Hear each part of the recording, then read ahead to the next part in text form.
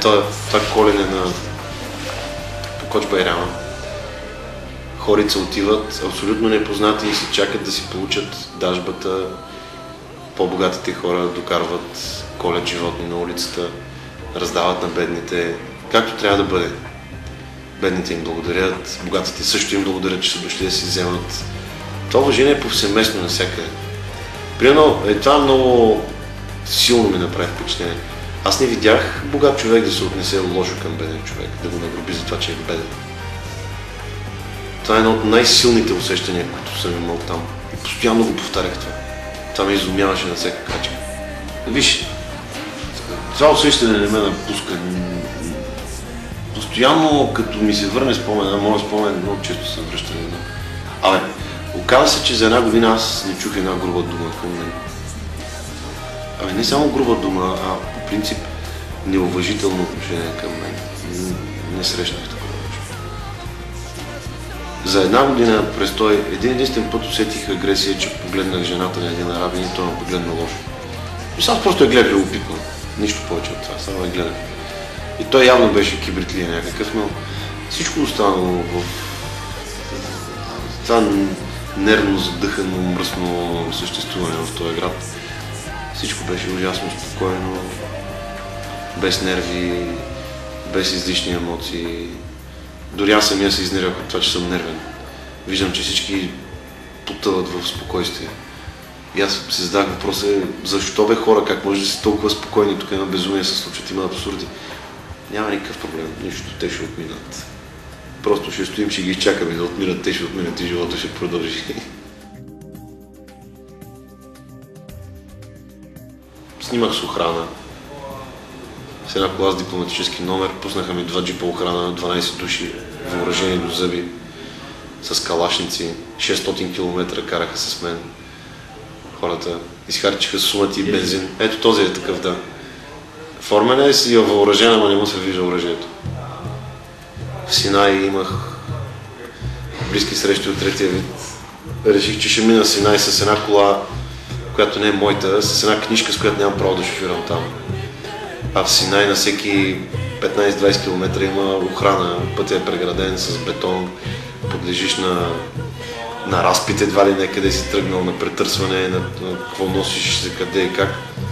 Мисля, че 20 на пъти мираха калашник в лицето, докато мина 1300 км. И всеки един ми обясняваше как нямам право да продължа нататък, защото колата не е моята. Книжката, с която шофирам, няма никакво право да я ползвам в Египет и продължих и минах всичките. Ти си фотограф, абсолютно забранено тук с този фотоапарат, къде си тръгнал, забрави. И въпреки това нито един не ме е върнал обратно. С блага дума можеш да стигнеш до края на света. Ако му обърнеш достатъчно внимание, те искат да му обръщаш внимание, искат да ги отчетеш, че съществуват, че говориш с тях, че си пълноценен към тях, че не ги мразиш, че просто можеш да говориш, че уважаваш тяхното достоинство и така. И всичко е наред. Никакви проблеми не може да имаш. Искам и в България да е така. Като покажеш на някой, че го уважаваш, той ти покаже същото. И е така, просто да не е агресия.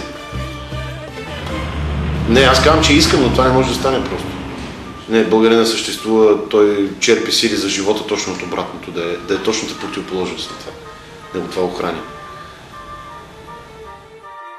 Той се учи от това. Това е млякото на българина, с което той живее.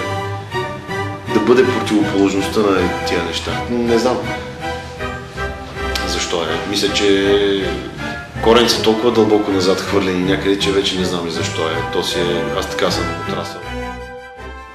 Виждам снеговете, дъждовете и сърдечните вълнения. И виждам фортуните. И ви питам, виждам небето, мътно. Как да се защитя? Где да намеря спокойствие да ида там да живея? Обръщам се на изток и една градушка ме удря. Обръщам се на запад и той ме застрашава. Обръщам се на север, там гърми за святка. Тичам на юг, там смрад. Аз по някакъв път имам чувство, че нищо не се е променило от 1790 до 2007. като ги сравнявам тези текстове, като ги интерпретираме по сцената. Имам чувство, че това са неща, които се случват в наши дни. Пренесен бити психология и така, без да мръднат на сантиметър. Не, няма героизация. Мисля, че няма. Не, напротив, тая пълното отсъствие на героизация ме привлича много в тези текстове и ми прави впечатление. Напротив, там хората са много натюрелни, такива, много истински. Каква героизация има във всичките убийства, които извършва там Момчо по този текст и коли любимата си и иска да изколи половината село, че избягва и се крие в гората. Нищо героично няма в това. Това има изпускане на нерви. Пуска пуската на стала Норика! И те били оттам около 15 на 20 крачки. При тях имат обяснение защо са такива, а в наше време това всичко се е изродило вече в без обяснение. Това е национална черта, да си такъв. А при тях има много прост смисъл, който е лесно разбираем, порядък, който е смешен, до абсурдност е смешен и не знам, аз постоянно вътрешно се хиля на абсолютните безумия, които предприемат тия хора едно след друго. Той не само, че решава да отиде да оттрепе жената, в която е влюбен, а се наконфа като за сватба, че си облича две ризи една върху друга, само и само да има. Той взема всичко от къщи. Разбираш, той се натруфва с всички хубави дрехи. Не просто с една дреха, той ги навлича една върху друга. Да има. Тръгва, отива, стига до нея, ще я убива изведнъж, че е с цървули. Представиш си какъв ужас е това. И се връща да си сложи чизмите, защото не може да е с цървули, когато е коли. Той трябва да е много наконтен, трябва да е велик. Това са безумия, пълни безумия. Да си сложил чизмите, се върнал, те отрепал.